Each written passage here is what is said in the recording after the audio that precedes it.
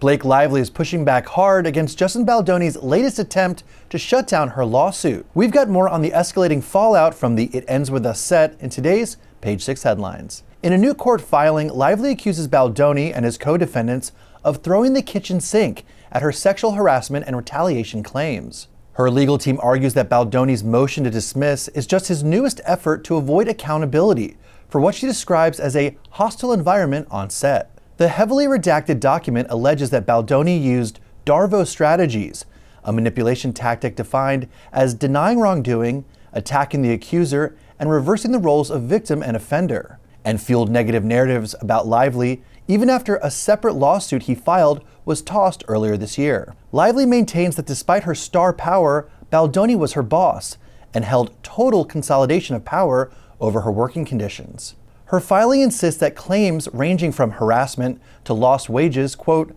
must be sent to a jury. And as this legal back and forth continues, both sides remain firmly entrenched.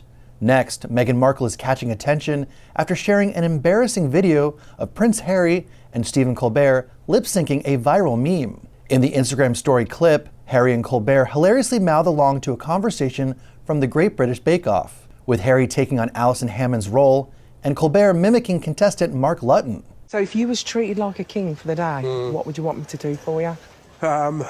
Beg for me, probably. You'd want me to do what? Beg. Beg? Beg. Beg. Beg? B-A-K. Beg. Bake. Oh, bake!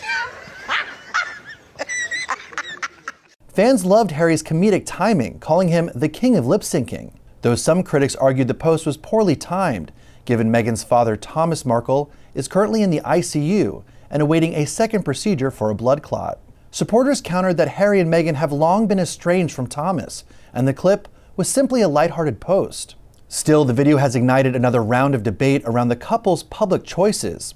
And finally, Brian McKnight Jr. is speaking out about a painful moment involving his late brother, Niko. In a recent interview, he claimed their father, Brian McKnight, refused to tell Niko, "I love you," as he battled cancer, recalling the singer allegedly saying, "All my brother wanted and needed, asked for, was my father to tell him that he loves him. And my brother responds to him, or my father responds to my brother that I can't arbitrarily say that I love you." Right.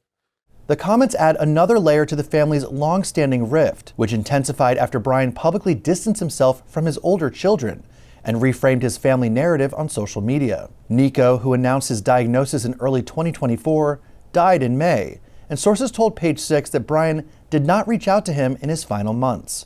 For more of today's biggest stories, head to page6.com.